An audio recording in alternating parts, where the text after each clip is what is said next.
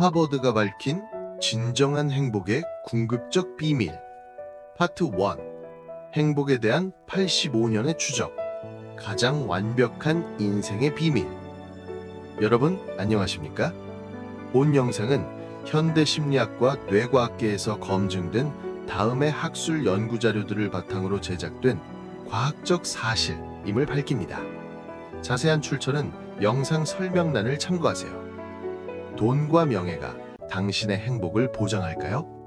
하버드 대학교가 85년간 2,000명의 삶을 추적해 밝혀낸 충격적인 진실은 무엇일까요? 인생에서 가장 중요하게 원하는 목표가 무엇이냐고 묻는다면 여러분은 어떻게 대답하시겠습니까?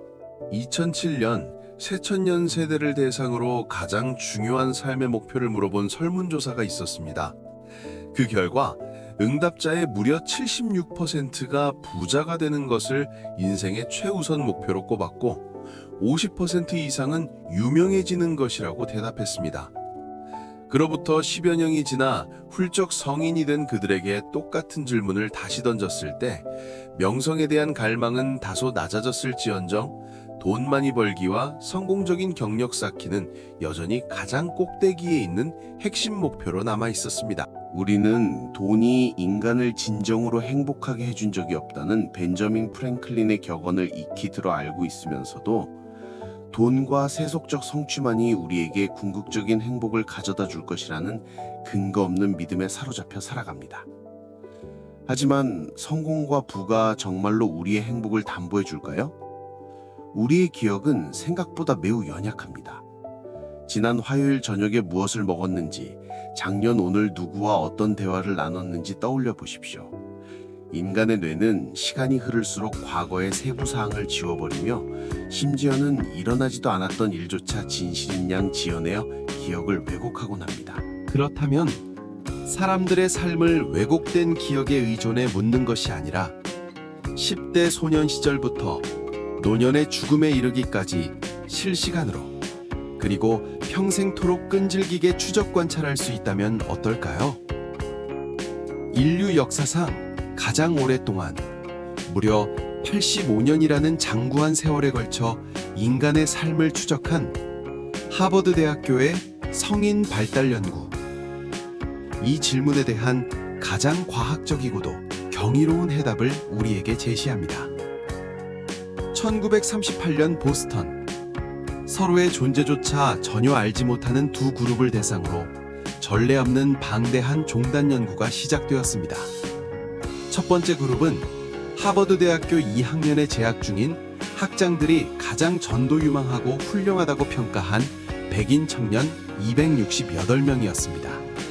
이 엘리트 그룹 쪽에는 훗날 미국의 대통령이 된 존 F 케네디와 전설적인 편집장 벤 브래들리도 포함되어 있었습니다. 반면 두 번째 그룹은 1930년대 보스턴 최빈곤층 지역의 불우한 10대 소년 456명이었습니다.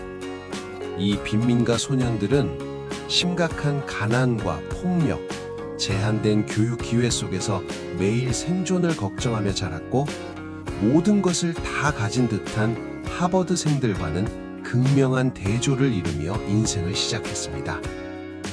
연구진은 무려 85년이라는 시간 동안 이 724명 남성의 생애 전체를 낱낱이 해부하듯 추적했습니다. 연구진은 2년마다 정기적으로 참가자들에게 연락해 그들의 직업적 성패, 결혼 생활의 만족도, 정신건강의 변화 등을 설문하고 심층 인터뷰했습니다. 시간이 지나면서 이들의 아내를 연구에 포함했고 더 나아가 1,300명이 넘는 그들의 베이비붐 세대 자녀들까지 연구 대상으로 편입시켜 무려 3세대 2,000명 이상을 아우르는 전무후무한 데이터를 구축해냈습니다. 종단 연구는 보통 연구 자금이 고갈되거나 대상자가 잠적해버려 중간에 무산되기 일쑤지만 이 연구는 무려 84%의 참가자가 끝까지 생존 확인에 응했고 그중 60명은 90세를 넘기며 평생을 연구와 함께했습니다. 게다가 혈액 DNA 채취, 심전도, EKG 기록, 뇌 스캐닝, 그리고 스트레스 상황에서 회복하는 능력까지 최첨단 생체 데이터까지 총동원하여 인간의 몸과 마음이 변화하는 과정을 입체적으로 증명해냈습니다. 이 기나긴 추적과 수십 년의 방대한 데이터 분석 끝에 연구의 네 번째 총책임자인 로버트 월딩거 박사는 너무나도 명확한 단 하나의 결론을 세상에 공표했습니다. 우리를 평생토록 더 행복하고 건강하게 지켜주는 궁극의 방패는 결코 은행 잔고나 화려한 명예 혹은 미친 듯이 일에 매달려 얻어낸 성취가 아니었습니다. 나이가 70대, 80대에 이르러서도 가장 건강하고 활기차며 최고조의 행복을 누리며 오래 산 사람들을 분석해보니 그들의 유일무이한 공통점은 바로 타인과 가장 따뜻한 관계를 맺고 있다는 사실이었습니다. 주변 사람들과 좋은 관계를 유지하면 기분이 좋아진다는 것은 상식이지만 따뜻한 인간관계라는 무형의 가치가 어떻게 관상동맥 질환이나 제2형 당뇨병, 관절염 같은 실질적인 육체의 질병에 걸릴 확률까지 물리적으로 떨어뜨릴 수 있는지 처음엔 연구진조차 믿기 어려웠습니다. 그 비밀은 바로 인간관계가 스트레스를 완충하는 강력한 장치로 작용한다는 점에 있었습니다. 극심한 외로움과 사회적 고립감은 하루에 담배 15개비를 피우는 것과 맞먹을 정도로 우리의 생명에 치명적입니다. 속상한 일이 생겼을 때 의지할 대상이 없는 사람은 뇌가 스스로를 생존의 위협 상태로 간주하여 몸을 지속적인 투쟁 도피 모드로 몰아넣습니다.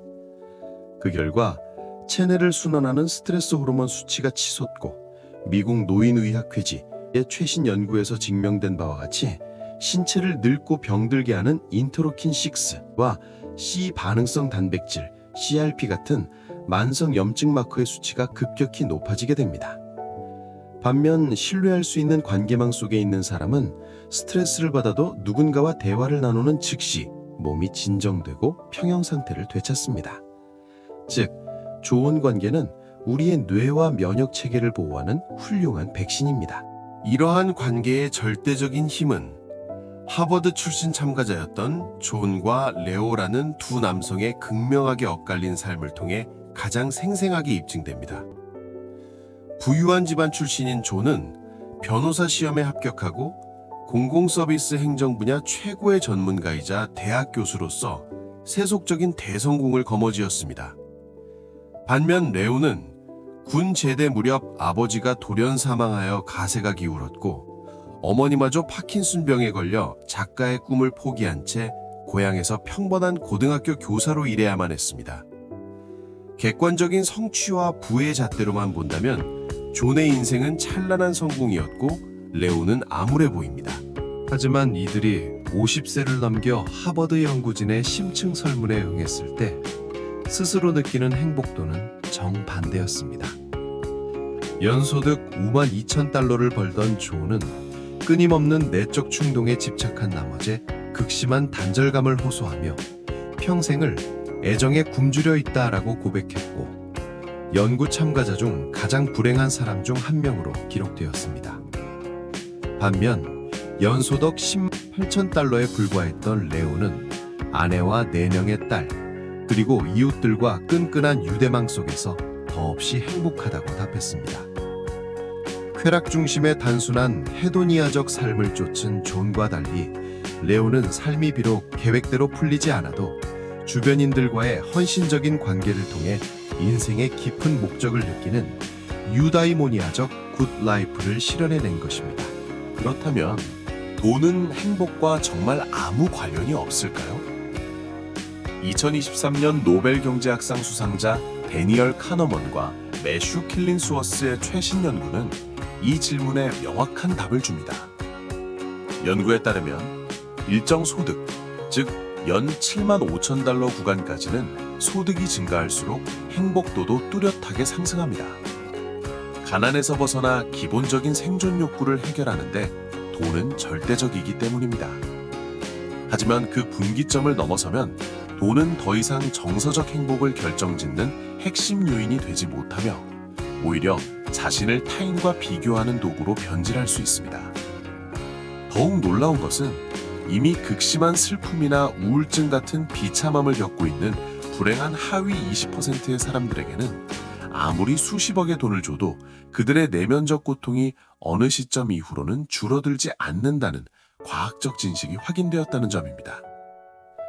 결국 돈이란 일상의 물리적 고통을 잠시 줄여주는 수단일 뿐 궁극적인 목적이 될 수는 없는 것입니다. 우리에게 큰 혜택을 주는 인간관계는 한 번 맺었다고 저절로 굴러가는 것이 아닙니다. 하버드 연구진은 이를 사회적 건강이라고 부르며 신체 근육을 단련하기 위해 매일 운동하듯 우리의 관계 역시 의식적이고 꾸준한 유지 보수와 훈련이 필요하다고 강조합니다. 현대인들은 매일 엄청난 시간을 스마트폰과 화면을 멍하니 들여다보는데 소비합니다. 하지만 타인에게 온전히 주의를 기울이는 것은 가장 숭고한 행위이자 관계를 살리는 기적입니다. 오늘 단 15초만 내어 오랫동안 보지 못한 지인에게 안부 문자를 보내보십시오. 그 작은 손길 하나가 당신의 사회적 근육을 부활시키고 끊어졌던 인생의 인연을 다시 뜨겁게 이어줄 것입니다. 혹시 나는 상처받으며 자랐어. 나는 나이가 너무 많아 이미 늦었어라며 깊은 한숨을 내쉬고 계시는가요? 하버드의 85년 데이터는 당신의 절망이 완전히 틀렸다고 단호하게 선언합니다. 우리는 새로운 만남을 통해 고통의 고리를 과감하게 끊어내고 후대에 긍정적인 유산을 물려주는 과도기적 인물로 우뚝 설 수 있습니다. 가장 고립된 삶을 살다 은퇴 후 67세에 비로소 체육관에 가입하여 매일 만나는 새로운 친구들을 사귄 앤드류 디어링의 사례가 이를 증명합니다. 그는 80대가 되어서도 외로울 틈 없이 삶을 재창조해냈습니다. 인생을 바꾸기에 결코 늦을 때란 존재하지 않습니다. 85년에 걸쳐 2,000명의 장대한 생애를 파헤친 이 위대한 하버드 연구가 우리 모두에게 던지는 가장 궁극적인 질문은 단 하나로 귀결됩니다. 당신이 지치고 힘들 때 곁에서 당신의 손을 기꺼이 꽉 잡아줄 누군가가 있습니까? 자신의 인생을 체념하기에는 아직 당신에게 남은 면들이 너무나도 소중합니다. 다른 사람을 향해 호기심의 문을 열고 타인에게 진실한 관심을 기울이며 당신만의 기적을 창조하기에 너무 늦을 때란 이 세상에 없습니다. 파트 2. 외로움과 사회적 건강. 현대 사회에서 인류의 생명을 위협하는 가장 치명적인 전염병은 무엇일까요? 심혈관 질환이나 암을 떠올리기 쉽지만 최신 뇌과학과 심리학이 지목하는 가장 무서운 질병은 바로 외로움과 고립입니다. 흔히 우리는 외로움을 그저 가을을 타는 적적한 기분이나 주말에 약속이 없어 느끼는 일시적이고 가벼운 감정 상태 정도로 치부하곤 합니다. 친구들과 술 한잔 기울이거나 재미있는 텔레비전 예능 프로그램을 보면 쉽게 잊힐 것이라 믿죠. 하지만 전문가들의 시선에서 외로움은 단순한 감정의 문제가 아닙니다. 그것은 암이나 심장병만큼이나 우리의 뇌와 육체를 직접적으로 파괴하는 강력한 신체적 질병이자 현대사회의 커다란 공중보건 문제입니다. 도대체 왜 인간의 뇌는 타인과의 단절을 이토록 끔찍한 고통으로 느끼도록 설계되었을까요?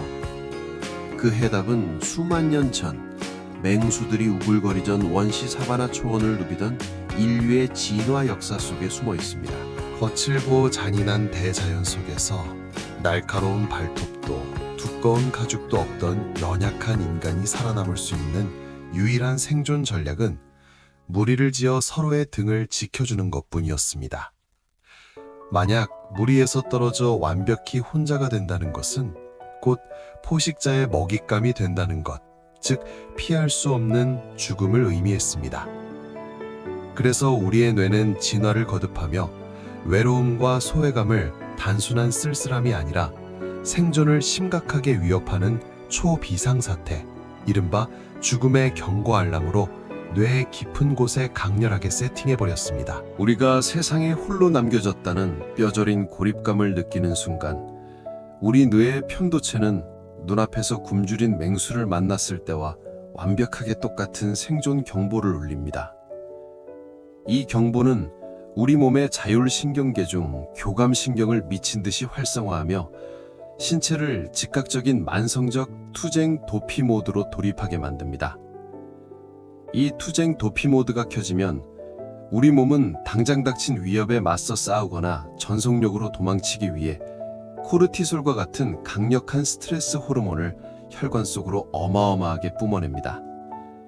심장박동은 빨라지고 혈압은 치솟으며 온몸의 근육은 팽팽하게 긴장 상태를 유지하게 됩니다. 문제는 현대 사회에서는 우리를 잡아먹으려고 쫓아오는 진짜 호랑이가 있는 것이 아니라 그저 텅 빈 거실에서 홀로 밥을 먹으며 외로움을 느끼고 있을 뿐인데도 이 원시적인 생존 경보기가 도무지 꺼지지 않는다는 점입니다.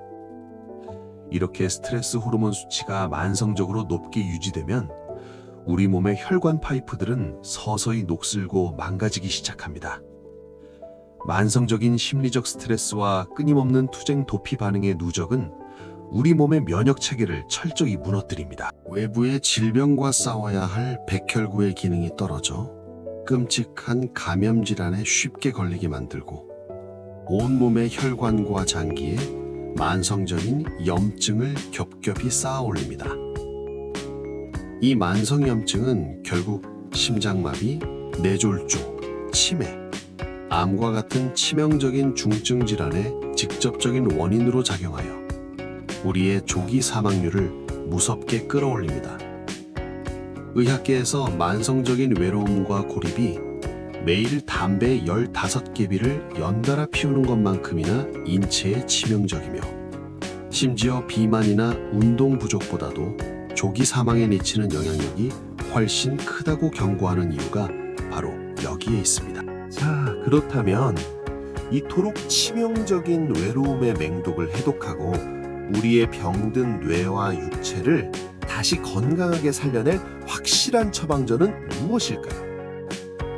평생 앞만 보고 달리느라 가족의 생계를 부양하느라 정작 내 마음을 온전히 터놓을 진짜 친구 하나 제대로 챙기지 못해 헛헛한 마음을 안고 계신 분들이라면 지금부터 주목하셔야 합니다.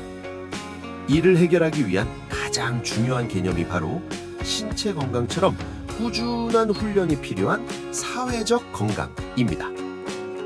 우리는 나이가 들면 근육이 빠져나가는 것을 막기 위해 헬스장에 가서 무거운 바벨을 들고 땀 흘려 근력 운동을 하거나 매일 동네 공원을 꼭 만보씩 걷습니다. 육체의 근육은 의식적으로 자극을 주고 쓰지 않으면 순식간에 쪼그라들고 위축되어 버린다는 사실을 너무나도 잘 알고 있기 때문입니다. 그런데 여러분, 인간관계와 사회적 유대감 역시 신체 근육의 원리와 완벽하게 똑같습니다. 심리학자들은 우리의 관계 역시 살아 숨쉬는 생물과 같아서 아무런 노력 없이 가만히 내버려두면 자연스럽게 시들고 바스러진다고 경고합니다. 마음을 나눌 수 있는 좋은 친구나 따뜻하고 신뢰 넘치는 부부관계는 하늘에서 갑자기 뚝 떨어지거나 젊은 시절 운 좋게 한번 맺어졌다고 해서 평생 영원히 유지되는 보증수표가 아닙니다. 튼튼한 신체 건강을 위해 매일 동네를 산책하듯 사회적 건강을 단단하게 유지하기 위해서도 근육을 단련하듯 꾸준하고 의도적인 훈련과 노력이 반드시 필요하다는 뜻입니다. 그렇다면 우리의 일상에서 이 사회적 근육을 도대체 어떻게 단련해야 할까요? 당장 오늘부터 일상에서 아주 쉽게 실천할 수 있으면서도 그 효과는 매우 강력한 구체적인 실천법 3가지를 명쾌하게 제시해드립니다. 첫째, 타인에게 나의 온전한 주의를 기울이는 훈련을 시작하십시오. 친밀하고 질 좋은 관계를 깊고 단단하게 유지하는 가장 핵심적인 특징은 바로 서로에 대한 즉각적이고 따뜻한 반응성입니다. 누군가가 나에게 넌지시 말을 걸 때 내 말에 진심으로 귀를 기울여주고 내 감정이 타당하다고 인정받는 그 묵직한 느낌. 바로 그것이 관계의 깊이와 질을 결정짓습니다. 그런데 우리는 종종 오랜 세월을 함께한 배우자나 자녀 또는 친구가 말을 할 때 텔레비전 화면에서 눈을 떼지 않거나 스마트폰을 만지작거리며 영문 없이 그래? 그랬어? 하고 건성으로 대답해버리곤 합니다. 오늘부터는 하루에 단 10분만이라도 좋습니다. 상대방이 말을 꺼낼 때 스마트폰을 화면이 보이지 않게 뒤집어 엎어두고 텔레비전 전원을 끄고 상대의 눈을 깊이 바라보며 온전히 그 사람의 존재에만 집중해 보십시오.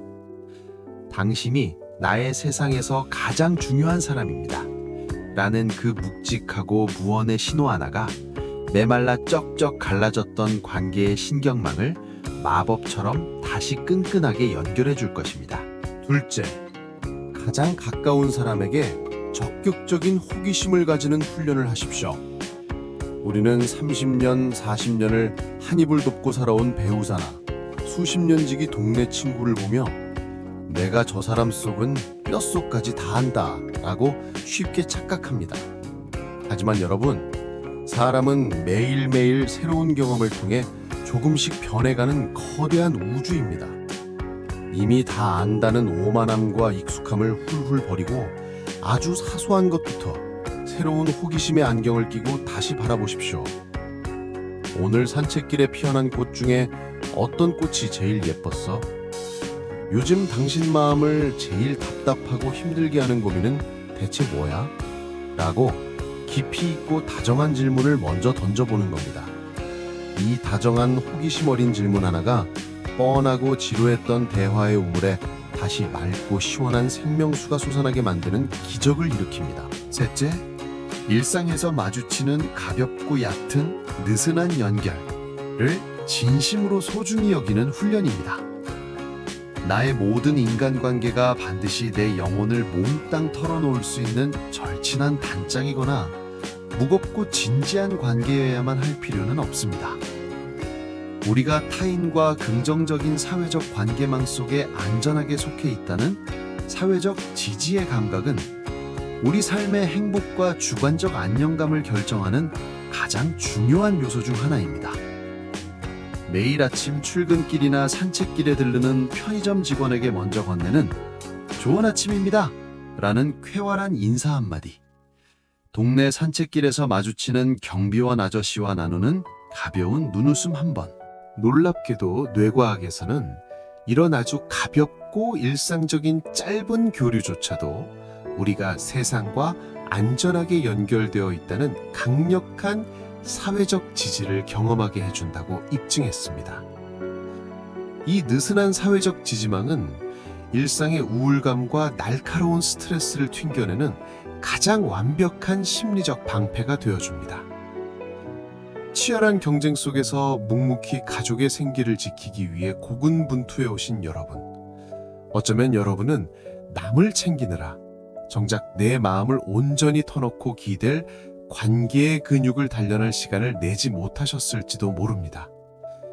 뒤돌아보니 곁에 아무도 없는 것 같아 문득 서글프신가요? 하지만 관계의 근육을 단련하기에 늦을 때란 결코 존재하지 않습니다. 우리의 늙어가는 신체 근육이 70대, 80대에도 꾸준히 자극을 주면 놀랍게도 다시 튼튼해지듯 우리의 사회적 근육 역시 언제든 놀라운 회복력으로 다시 굵어지고 강해질 수 있습니다. 오늘 당장 스마트폰을 꺼내 오랫동안 연락이 뜸했던 지인에게 문득 생각나서 연락해봤어. 언제 밥 한번 먹자. 라는 가벼운 안부 문자 하나를 꾹 눌러 보내보십시오.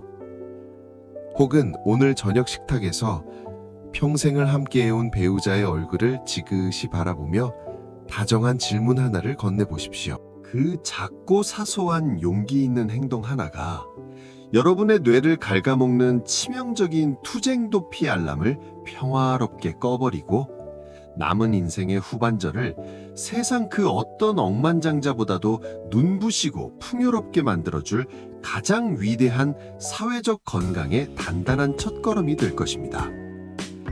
파트 3. 장수와 나이 듦의 재발견. 우리는 흔히 나이가 든다라는 것을 젊음, 건강, 그리고 나의 쓰임새를 하나씩 잃어가는 서글픈 내리막길이라고 생각합니다. 거울 속 늘어나는 주름을 보며 한숨을 쉬고 무언가를 자꾸 깜빡할 때마다 깊은 상실감에 빠지곤 하죠. 하지만 심리학과 뇌과학, 그리고 전 세계 장수마을의 실제 사례들이 들려주는 이야기는 우리의 이런 비관적인 생각과 완벽하게 정반대의 진실을 가르치고 있습니다.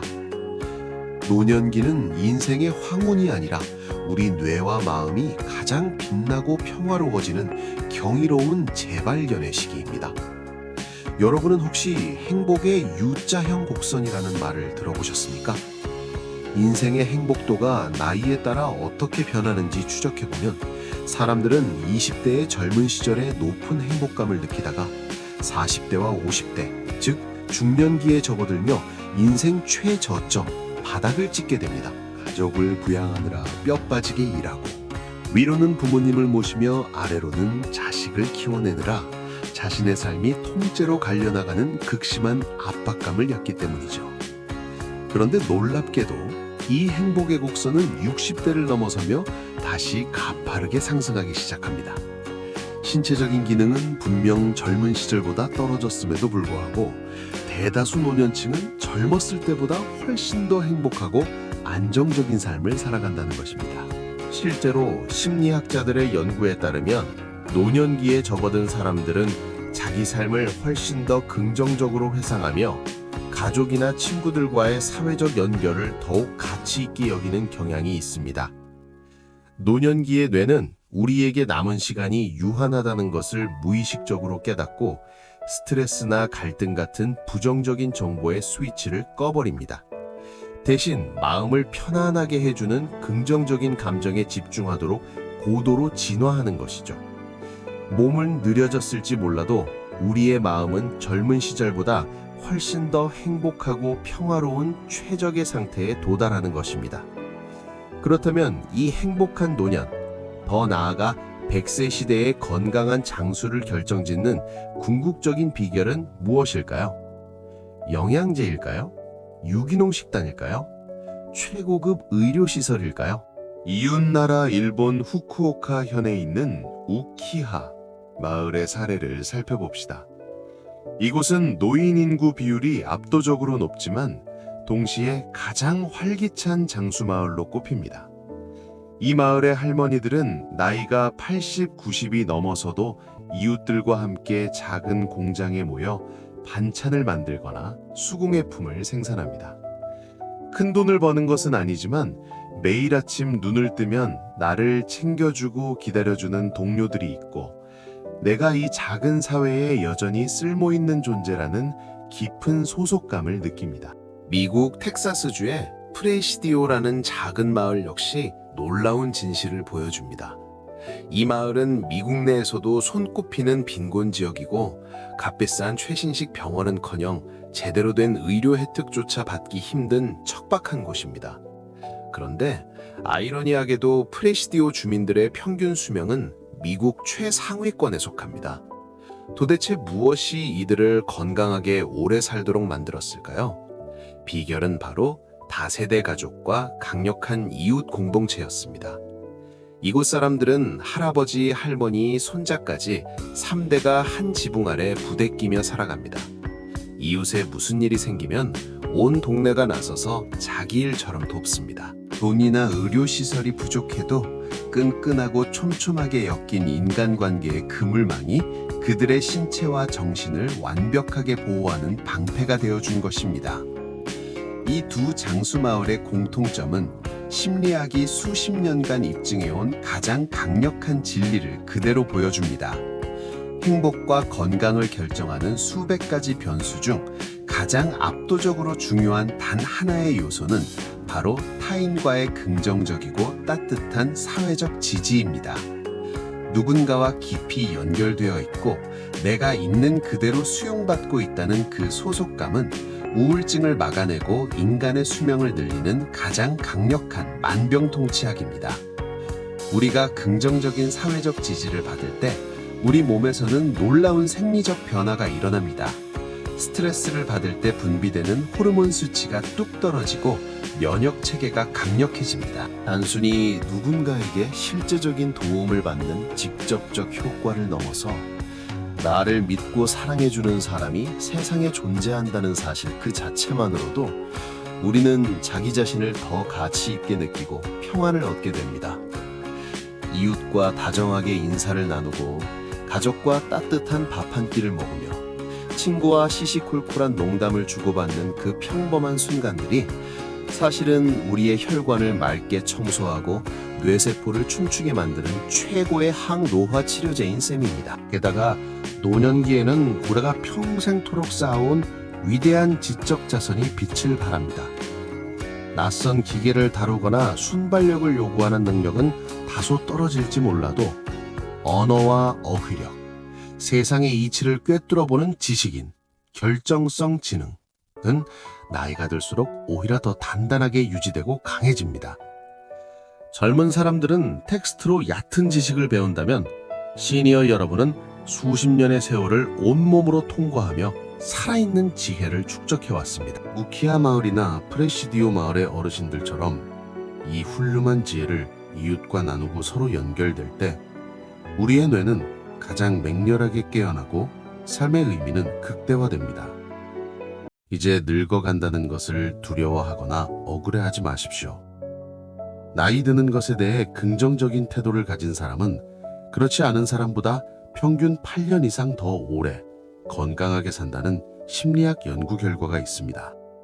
나는 이제 늙어서 쓸모없어 라는 독약 같은 자책은 지금 당장 마음속에서 깨끗이 지워버리십시오.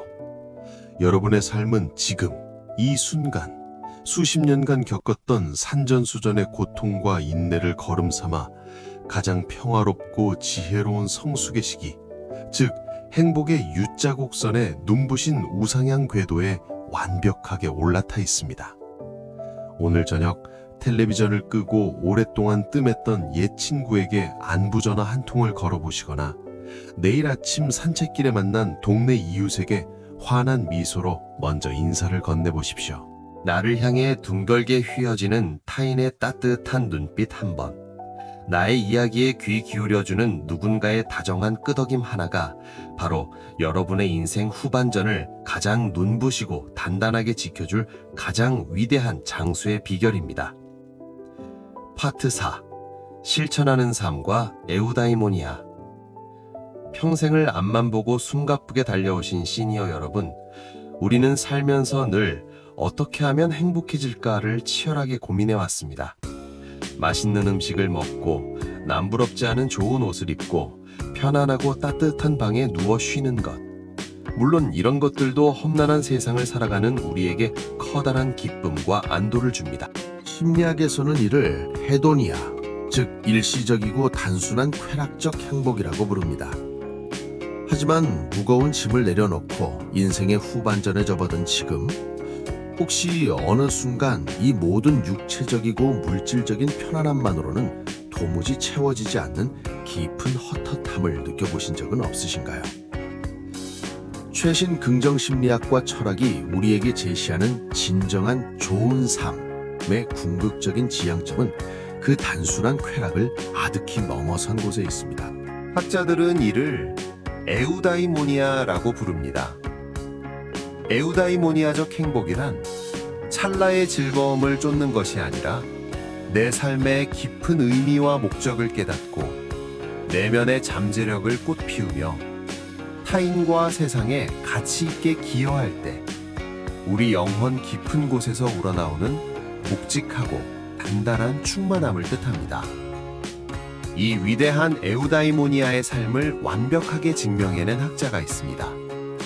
바로 참혹한 나치 강제 수용소에서 기적처럼 살아남은 정신을 약자 빅터 프랭클입니다.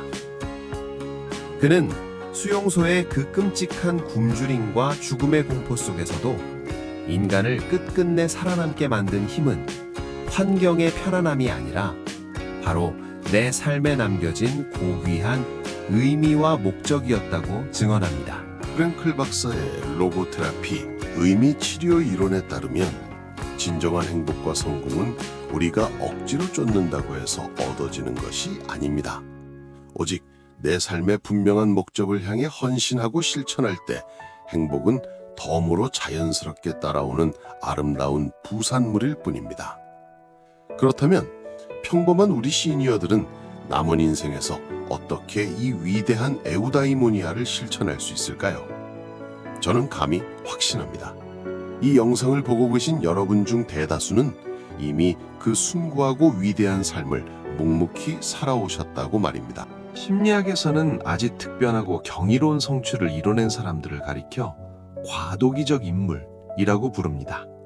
이들은 가난, 폭력, 혹은 정서적 방치 등 불우하고 혹독했던 어린 시절을 겪었음에도 그 지독한 상처와 분노를 자기 자녀와 다음 세대에게 맹목적으로 대물림하지 않고 오직 자기 대에서 끊어낸 진정한 영웅들입니다.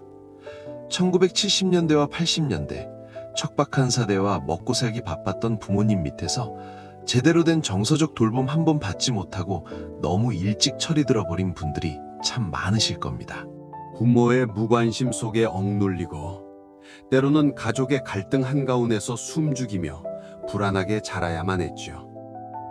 일반적인 심리학의 잣대라면 그렇게 사랑받지 못하고 상처받은 아이는 커서 똑같이 상처를 주는 차가운 어른이 되어야 마땅합니다.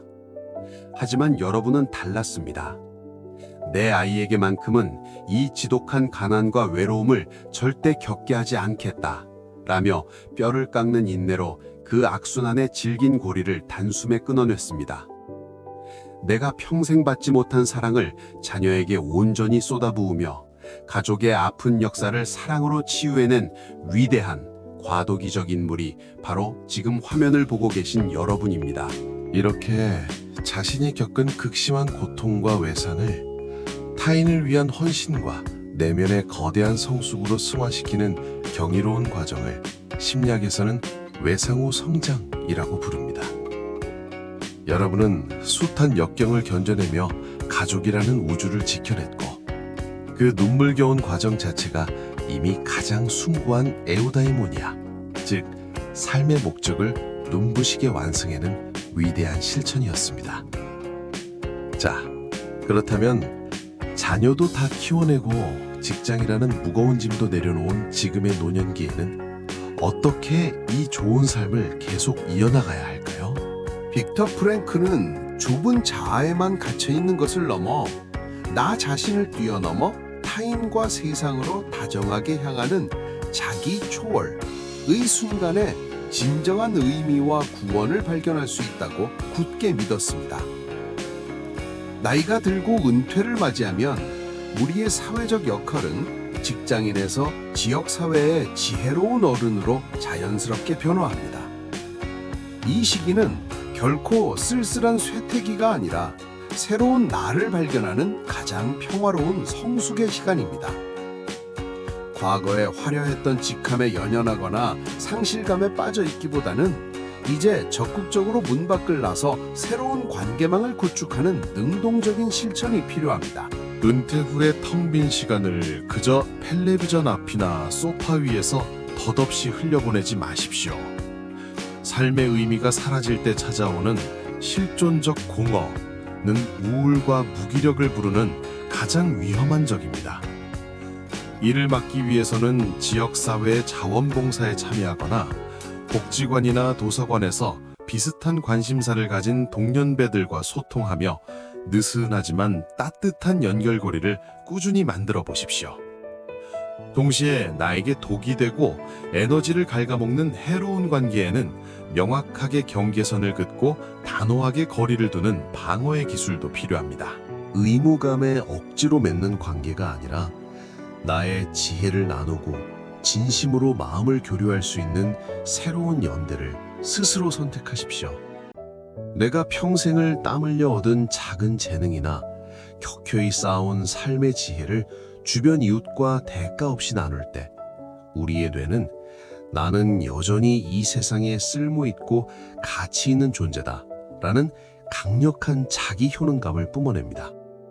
조건 없이 타인의 안녕을 위해 베푸는 순수한 이타주의적 행동은 인간이 경험할 수 있는 가장 깊고 묵직한 기쁨을 선사합니다. 이것이 바로 심리학이 과학적으로 증명해낸 100세 시대의 진정한 좋은 삶, 즉 매일매일 내 손으로 직접 단단하게 빚어가는 실천적인 에우다이모니아입니다. 평생을 치열한 링 위에서 묵묵히 버텨오신 시니어 여러분. 여러분이 눈물과 땀으로 걸어온 그 모든 발자취는 단 한순간도 헛되지 않았습니다.